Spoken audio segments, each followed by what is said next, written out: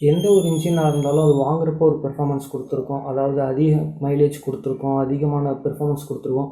அப்படி லேட்டாக ஒரு 2 to 5 இயர்ஸ் அந்த ரேஞ்சு ஆக விட்டு அதோடய பெர்ஃபார்மன்ஸ் எல்லாம் கம்மியாயிரும். ஸோ அதுக்கான ரீசன் என்னென்னா சிம்பிளாக வியர்னு சொல்லிடுவாங்க. ஸோ எந்தெந்த பார்ட்ஸில் ஏற்படுற வியர்னால் எந்த மாதிரி பெர்ஃபார்மன்ஸ் எல்லாம் குறையுது அப்படின்னு சொல்லிட்டு பார்ப்போம்.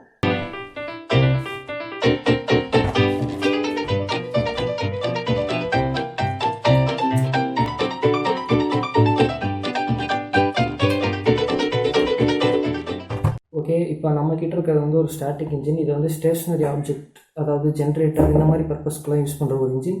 ஸோ இதுக்கும் ஆட்டோமொபைலில் இருக்க மொபைல் இன்ஜினுக்கும் ரொம்ப சிமிலர் தான். ஸோ இதில் இருக்க அதே தான் அதுலேயும் இருக்குது.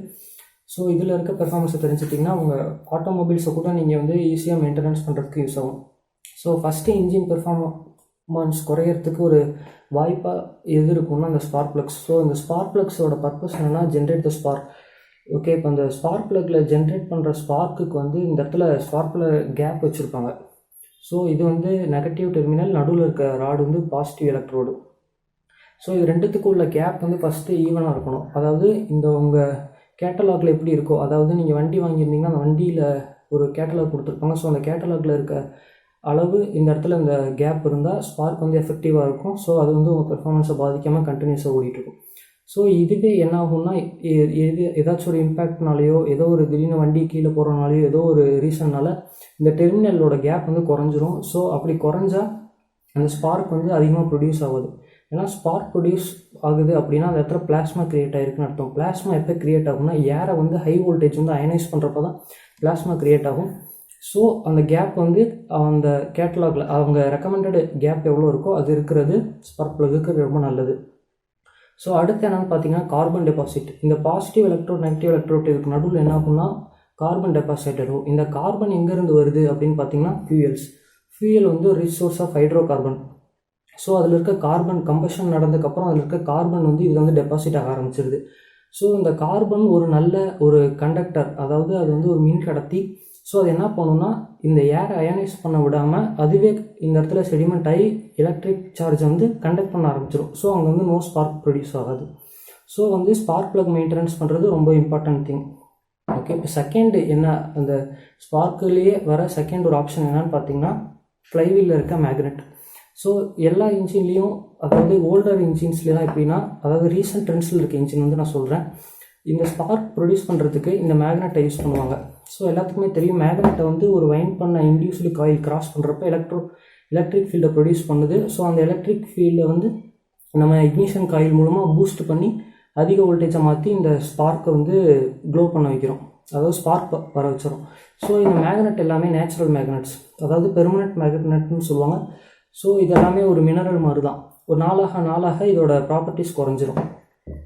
ஸோ இப்போ இருக்க இன்ஜின் இதில் எல்லாத்துலையும் எப்படி இருக்குன்னா பேட்டரி இக்னிஷன் சிஸ்டம்னு சொல்லுவாங்க. அதாவது இந்த மேக்னெட்டு காயில் இதை வச்சு கரண்ட் ப்ரொடியூஸ் பண்ணி ஸ்பார்க் ப்ரொடியூஸ் பண்ணாமல் பேட்டரியில் இருக்க அந்த 12 volt வோல்டேஜை மல்டிப்ளை பண்ணி ஸ்பார்க் ப்ரொடியூஸ் பண்ணிக்கிறது. ஸோ அது வந்து ஒரு பிக் அட்வான்டேஜ்னே சொல்லலாம்.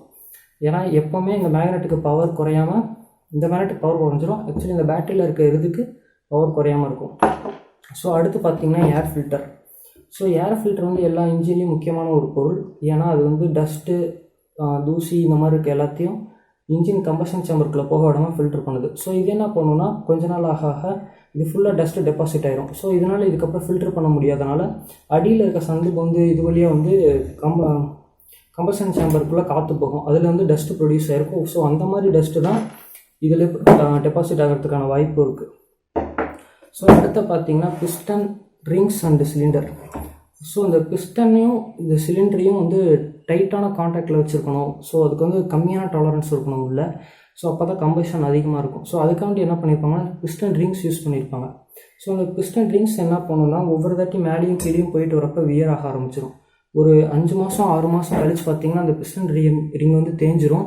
ஸோ அதுக்கு வந்து சைடில் கேப் வந்துடும். ஸோ இப்போ கம்பஷன் ஸ்ட்ரோக் அப்போ அது வழியாக இப்போ இதை கையை வச்சு நான் மூடிக்கிட்டா இப்போ கம்பஷன் ஸ்ட்ரோக், இப்போ இது வழியாக காற்று போகாமல் அந்த கேப் வழியாக காற்று வந்து இந்த கிராங்க் கேஸ்குள்ளே போயிடும். ஸோ அது ஒரு பெரிய பாதிப்பை ஏற்படுத்தும். ஸோ இது வந்து அந்த பிஸ்டன், இது பிஸ்டனில் வந்து பார்த்திங்கன்னா 3 ரிங்ஸ் இருக்கும். ஸோ இப்போ என்ன ஆகும்னா இந்த ஃபஸ்ட்டு வந்து இந்த பிஸ்டன் ரிங்ஸ் தேய ஆரம்பிக்கும். ஸோ இந்த சிலிண்டர் கூட கான்டாக்ட் ஆகி இந்த பிஸ்டன் ரிங்ஸ் தேய ஆரம்பிக்கும். ஸோ அதை வந்து நம்ம மாற்றுவோம். ஒரு 5-6 தாட்டி மாற்றினதுக்கப்புறம் என்ன ஆகும்னா இந்த சிலிண்டரும் தேயக்கூடிய ஒரு பொருள் தான். இதுவும் கொஞ்சம் கொஞ்சமாக தேஞ்சிட்டே வந்திருக்கும்.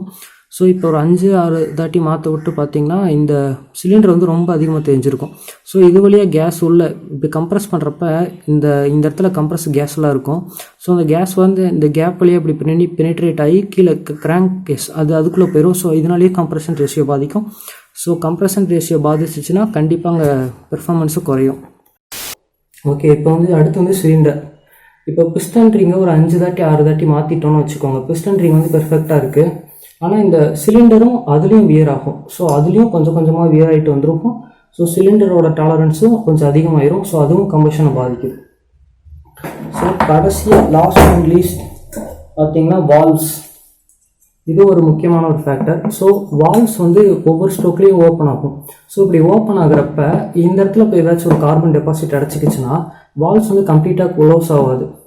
ஸோ என்ன பண்ணுவோம், காற்று வந்து இந்த கம்பஷன் சேம்பரில் வந்துருக்க பிஸ்டன் கம்ப்ரஸ் பண்ணுறப்ப இது வழியே எஸ்கேப் ஆகி இன்டேக் போர்ட்டுக்கோ இல்லை எக்ஸாஸ்ட் போர்ட்டுக்கோ போயிடும். இது வந்து எக்ஸாஸ்ட் போர்ட்டுக்கு போயிடுச்சுன்னா நோ ப்ராப்ளம், நமக்கு வந்து எஃபிஷியன்சி மட்டும் குறையும். ஸோ எந்த பிரச்சனையும் இருக்காது. இதுவே இன்டேக் ஸ்டோக்குள்ளே போயிடுச்சுன்னா பேக் ஃபேர் ஆகும்.